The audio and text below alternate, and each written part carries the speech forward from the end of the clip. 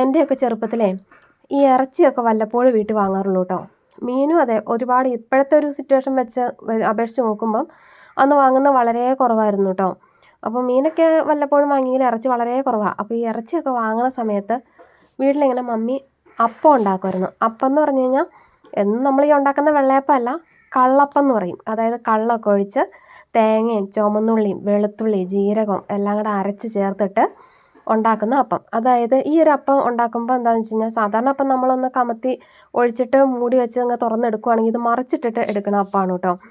അപ്പോൾ ഈ ഒരു അപ്പം ഉണ്ടാക്കുമ്പോൾ ഉണ്ടല്ലോ, നമ്മൾ ഈ പ്രദേശത്തുള്ള വീടുകളിൽ ഫുള്ള് ഇതിൻ്റെ സ്മെല്ല് ചെല്ലും. അടുത്തുള്ള വീടുകളിൽ കൂടെ എല്ലാം ഇങ്ങനെ നല്ലൊരു മണമാവും കേട്ടോ. ആ വീട്ടിലത് ഉണ്ടാക്കണമെന്ന് പുറത്തേക്ക് അറിയും എന്നുള്ള ചുരുക്കം. പ്രത്യേകിച്ച് ഒരു കള്ളിൻ്റെയും അതായത് ഈ ഒരു വെളുത്തുള്ളിയുടെ ഒക്കെ ഒരു പ്രത്യേക ഒരു ഫ്ലേവറാണ് കേട്ടോ. അപ്പോൾ പറഞ്ഞു വന്നത് വേറൊന്നുമല്ല, ഇന്നലെ ഇന്നുമായിട്ട് ഞാനിവിടെ കള്ളപ്പമാണ് ഉണ്ടാക്കണത്. അപ്പോൾ ഇന്നലെ മുട്ടക്കറി ഉണ്ടാക്കി. അപ്പോൾ ഇന്നലെ വീഡിയോ ഒന്നും എടുക്കാൻ പറ്റിയില്ല. അപ്പോൾ ഇന്ന് ഞാൻ വിചാരിച്ചു കടലക്കറി ആക്കാമെന്ന്. അപ്പോൾ ഹസ്ബൻഡ് പറഞ്ഞു മുട്ടക്കറിനേക്കാളും കോമ്പിനേഷൻ കടലക്കറിയാണോ എന്നൊരു ഡൗട്ട് ഉണ്ടെന്ന്. കാരണം ഇറച്ചിയൊന്നും ഇല്ലെങ്കിൽ പിന്നെ നമുക്ക് ഈ കടലക്കറി മുട്ടക്കറി ഏതെങ്കിലും അല്ലേ പിടിക്കാൻ പറ്റുള്ളൂ.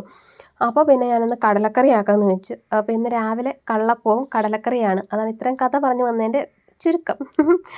അപ്പോളേ ഇന്നിപ്പം സാധാരണ പോലെ തന്നെ ചക്കക്കുരുമാങ്ങയാണ് കേട്ടോ വയ്ക്കണത്. അപ്പോൾ ഇത്തിരി ഉണക്കമീനൊക്കെ ഇരിക്കണ്ടായിരുന്നു, അതൊക്കെ ഒന്ന് വറക്കാമെന്ന് വെച്ചു. അപ്പോൾ ഇന്നത്തെ വിശേഷങ്ങൾ എന്ന് പറഞ്ഞത് ആ കുഞ്ഞു കുഞ്ഞു വിശേഷങ്ങളാണ്. ശരിക്കും പറഞ്ഞാൽ ഞാനിന്ന് ലോങ് വീഡിയോ എടുക്കാമെന്നൊക്കെ ഓർത്തിട്ട് സ്റ്റാർട്ട് ചെയ്തതാണ്. പക്ഷേ എടുത്ത് വന്നു കഴിഞ്ഞപ്പം ഇത് ഷോർട്ട് വീഡിയോ ആയിപ്പോയി. എഡിറ്റിങ് കഴിയുമ്പോൾ അങ്ങനെയാണല്ലോ. നമ്മളൊരു 2 മണിക്കൂർ നേരത്തെ വീഡിയോ പിടുത്തവും എല്ലാം കഴിഞ്ഞിട്ട് എഡിറ്റ് ചെയ്ത് വരുമ്പോൾ ചിലപ്പോൾ 2-3 മിനിറ്റ് അതിനകത്ത് കണ്ടൻറ്റ് കാണുകയുള്ളൂ. കണ്ടൻറ്റ് എന്ന് പറയുന്നത് നമുക്ക് എല്ലാം കൂടെ വലിച്ചു നീട്ടിട്ടുണ്ടെക്കാളും ഈ 2-3 മിനിറ്റ് ഉൾപ്പെടുത്തുന്നതായിരിക്കും നല്ലതെന്ന് എനിക്കും തോന്നി കേട്ടോ.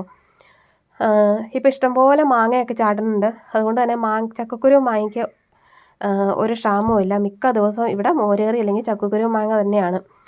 അപ്പോൾ ഇന്നും പതിവ് പോലെ ചക്കക്കുരു മാങ്ങയാണ്. ഇനിയിപ്പോൾ ചക്കയുടെ കാലം കഴിയണം നമുക്ക് കറി കുറേയെങ്കിലും ഒരു മാറ്റം വന്നെങ്കിൽ.